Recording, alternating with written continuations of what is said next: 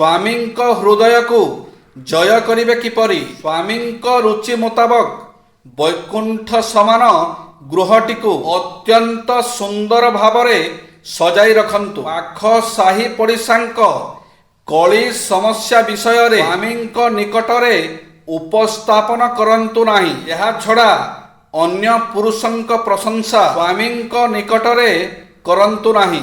ସ୍ୱାମୀଙ୍କ ଇଚ୍ଛାନୁଯାୟୀ ସପ୍ତାହକୁ ଥରେ କିମ୍ବା ତତୋଧିକ ଥର ବାହାରକୁ ବୁଲିଯିବାର କାର୍ଯ୍ୟକ୍ରମ ଜାରି ରଖନ୍ତୁ।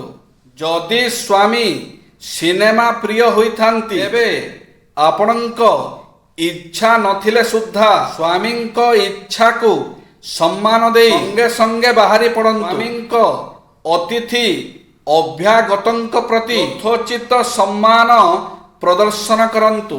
ଭଗବାନ କୁହନ୍ତି, ଯଦି କେହି ତୁମ ବିଷୟରେ ଖରାପ ଭାବନ୍ତି, ତୁମ ବିଷୟରେ ଖରାପ କଥା କୁହନ୍ତି କିମ୍ବା ତୁମକୁ ଅପମାନ କରନ୍ତି ତେବେ ତୁମେ ବ୍ୟସ୍ତ ହୁଅ ନାହିଁ। ଏହା ତାଙ୍କର କର୍ମ ଏବଂ ଏହା ତାଙ୍କ ଉପରେ ପଡ଼ିବ। କିନ୍ତୁ ତୁମକୁ ଧ୍ୟାନ ରଖିବାକୁ ହେବ, ତୁମ ଅବସ୍ଥା ପ୍ରତି ଯତ୍ନବାନ ହେବାକୁ ପଡ଼ିବ। ତାଙ୍କ ବିଷୟରେ ଭୁଲ ଚିନ୍ତା କରି ତୁମର କର୍ମ ଖରାପ କରିବା ଉଚିତ ନୁହେଁ। ଭାଗ୍ୟ ହିଁ କରୁଥାଏ କାଠ କଣ୍ଢେଇର ଖେଳ, ନଚେତ୍ ଜୀବନର ରଙ୍ଗମଞ୍ଚରେ କେହି ବି କଳାକାର କମଜୋର ହୋଇନଥାନ୍ତି। ମାଟିର ଦୀପ ପରି ଏ ଜୀବନ, ତେଲ ଖତମ ତ ଖେଳ ଖତମ। ଯାହା ବିତି ଯାଇଛି ତାକୁ ଯିବାକୁ ଦିଅନ୍ତୁ, ଆଉ ଯାହା ଆଗକୁ ହେବାକୁ ଅଛି ତାକୁ ଗ୍ରହଣ କରନ୍ତୁ। ଯାହା ଘଟିବାର ଅଛି ତାହା ଉପରେ ଭରସା ରଖନ୍ତୁ, କାରଣ ଭଗବାନ ଅସମ୍ଭବକୁ ବି ସମ୍ଭବ କରିଦେଇ ପାରନ୍ତି। ପାଠ ପଢ଼ାଇବା ପାଇଁ ପ୍ରାଇଭେଟ ସ୍କୁଲ, ରୋଗୀକୁ ଦେଖାଇବା ପାଇଁ ପ୍ରାଇଭେଟ ମେଡିକାଲ, କିନ୍ତୁ ବାହାଘର କଥା ଉଠିଲେ ସରକାରୀ ରୋଜଗାର ଦରକାର, ସରକାରୀ ଚାକିରି। ନାରୀଙ୍କ ପାଇଁ କିଛି ନୀତି ନିୟମ।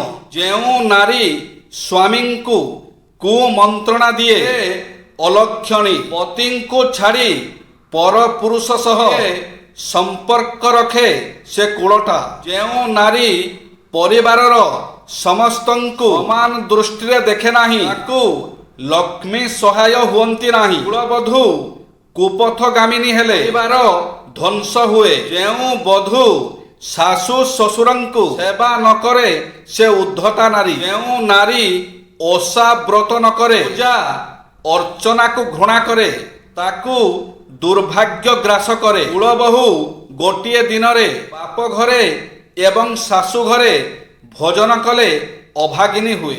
ସମୟ ସମ୍ପର୍କ ସମୟ ଦାବି କରେ। ସ୍ୱାମୀ ସ୍ତ୍ରୀ ସବୁକିଛି ପାଇଁ ସମୟ ରଖନ୍ତି। ନିଜର ସମ୍ପର୍କକୁ ଅଧିକ ନିବିଡ଼ କରିବା ପାଇଁ, ପରସ୍ପରକୁ ବୁଝିବା ପାଇଁ ସେମାନଙ୍କ ପାଖରେ ସମୟ ନଥାଏ। ଆଧୁନିକ ଜୀବନ ଓ ସଂସାର ଜାଳ ଅଧିକ ସମୟ ଦାବି କରୁଛି। ଯେତିକି ସମୟ ରହୁଛି ସେତିକି ସମୟ ସ୍ୱାମୀ ସ୍ତ୍ରୀ ପରସ୍ପର ପାଖରେ ସୁଖ ଦୁଃଖ ହେବା ବଦଳରେ ଟିଭି ପାଖରେ କଟାଇ ଦିଅନ୍ତି ଅଥବା ଶସ୍ତା ପତ୍ରିକା ପଢ଼ି ଏକ ରୋମାଞ୍ଚକର ସମ୍ପର୍କର ଦିବାସ୍ୱପ୍ନ ଦେଖୁଥାନ୍ତି। ଫଳରେ ସମ୍ପର୍କର ମୂଳରେ ଅଯତ୍ନ ଓ ଅନାଦରର ପୋକ ଲାଗିଯାଏ। ତେଣୁ ପ୍ରତିଦିନ ସ୍ୱାମୀ ସ୍ତ୍ରୀ ଏକାଠି କଥା ହେବା ପାଇଁ ସମୟ ରଖନ୍ତୁ। ପରସ୍ପର ପାଖରେ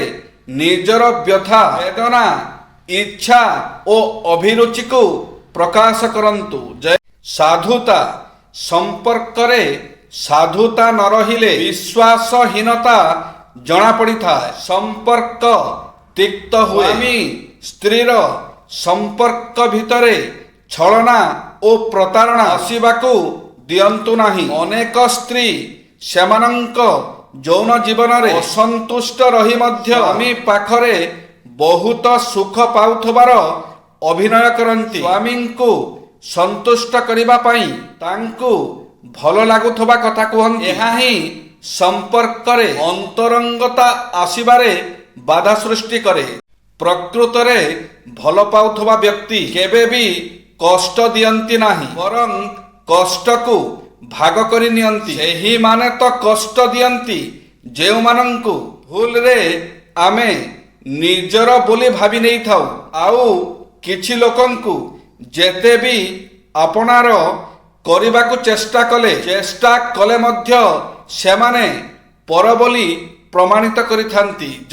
ଯେତେବେଳେ କାହା ସହିତ କଥା ହେଲା ବେଳେ ଆପଣ କୁହନ୍ତି ଯେ ତାର ଏହି ବିଶେଷ ଗୁଣ ପାଇଁ ଆପଣ ତାଙ୍କୁ ପସନ୍ଦ କରନ୍ତି, ଦର୍ଶାଏ ଯେ ଆପଣ ତା ପ୍ରତି ନିଜର ରୁଚିକୁ ପ୍ରକଟ କରିଥାନ୍ତି। ନିଶ୍ଚିତ ଭାବରେ ସେ ବି ଆପଣଙ୍କ ପ୍ରତି ରୁଚି ଦେଖାଇବ ଓ ଆପଣଙ୍କ ଲୋକ ସମ୍ପର୍କ ବୃଦ୍ଧି ହେବ। ଏକ ଛୋଟ ଆନ୍ତରିକ ପ୍ରଶଂସା ଦ୍ୱାରା ଆପଣ ତାର ସଦ୍ଗୁଣକୁ ବଢ଼ାଇଥାନ୍ତି ଓ ଏକ ସୁଦୃଢ଼ ଜନସମ୍ପର୍କ ବିକଶିତ କରନ୍ତି। ପ୍ରଶଂସାର ଅସ୍ତ୍ର ଏକ ଯାଦୁକାରୀ ଅସ୍ତ୍ର।